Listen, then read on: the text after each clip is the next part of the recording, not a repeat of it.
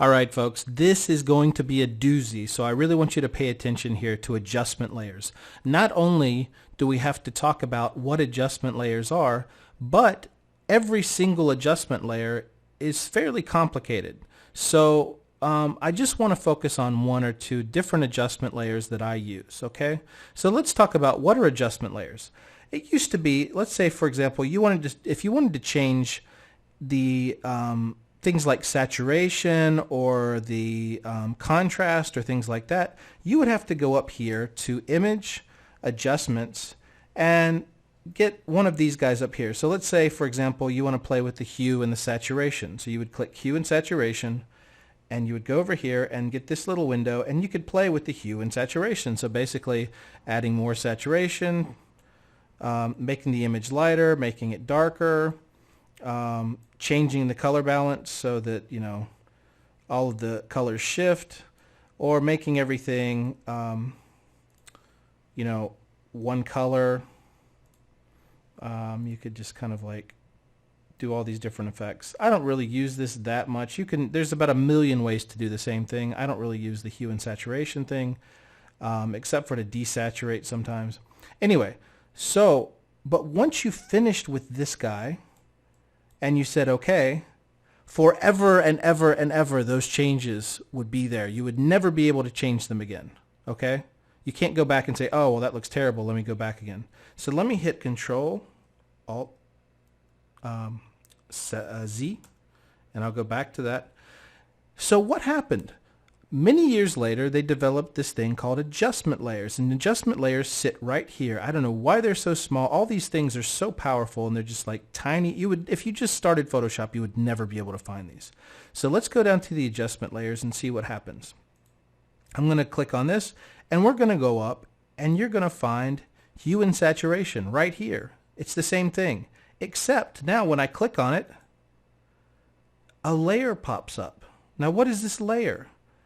Now, all of that information is going to sit on this layer, and it's going to affect all the things below it. So let me do the same thing I was doing below. Okay, the saturation goes up, goes down, the lightness.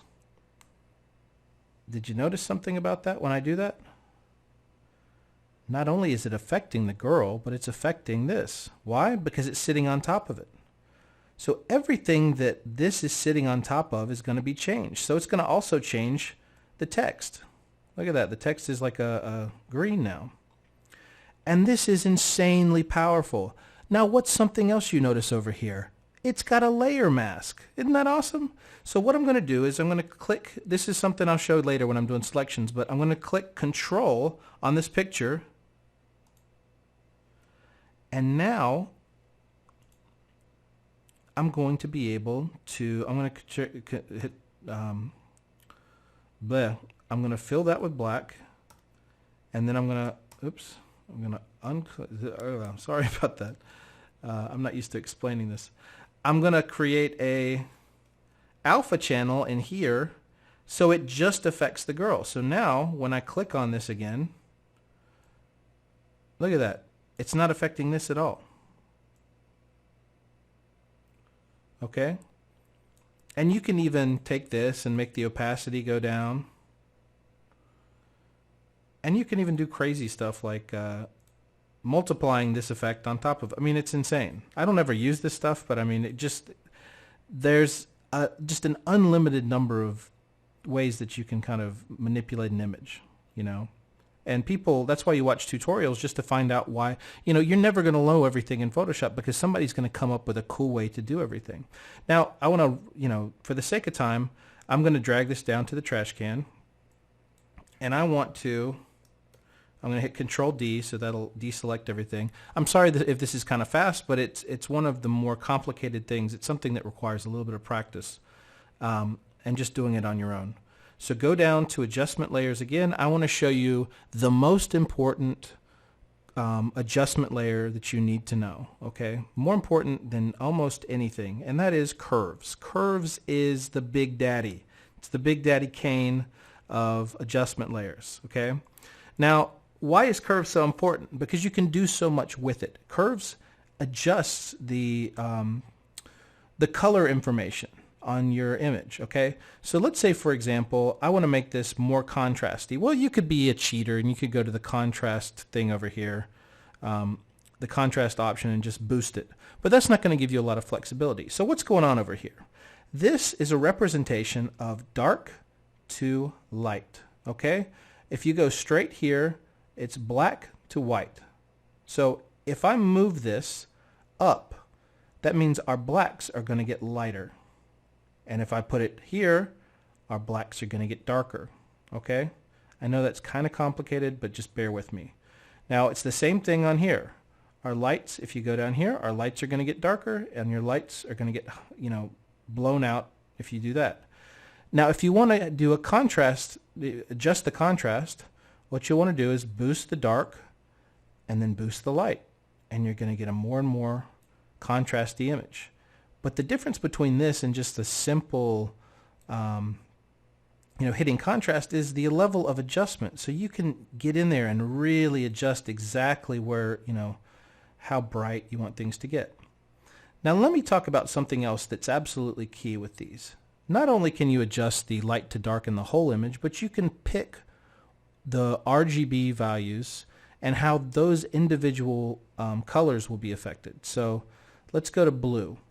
One of the things that I love to do is boost my dark area, boost the blue part of my dark area, and then drag right here down below so that goes into the yellow area. And if you look at this image, you start to see, wait a second, this is actually looking pretty cool. I mean, at least to me. This is something that I do on almost every picture. Is I boost the dark value, the blue and the darks, and I take this down. And you're getting more of like an Instagram look now, okay? Now, what if I go to red? I'm going to take the red, and I'm going to raise that just a little bit. And now you're starting to get this cool vintage look. And this is something that I do all the time. And I just want to show you this because this is really kind of advanced. But I want to show you how easy this stuff is further down the line, okay? So now we can take that. We've got this curves layer, and we can take it off, put it back on, and then we can do that again. We can even take it down and copy it, and it's going to be double. We have two of these now. And then you can take this and you can add, for example, let's see, what are we going to do? There's another one called the channel mixer that I use a lot. So we have a channel mixer, and we can take all of the, we can start messing with that, and that's going to affect the image as well. I don't care that much about the channel mixer. I don't care about you.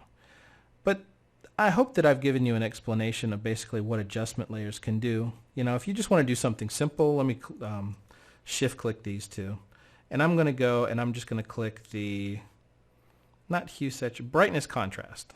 If you just want something, a really simple way to increase the contrast, just go to the brightness contrast and go up with it. See? But that's kind of boring. All right. Well, for the sake of time, I'm going to keep moving, but I hope you have a good idea now of what adjustment layers are. When you start working with pictures, if you're doing posters or you're dealing with really intense pictures, one of the final stages is going to be adding adjustment layers to the top and really fine-tuning your image.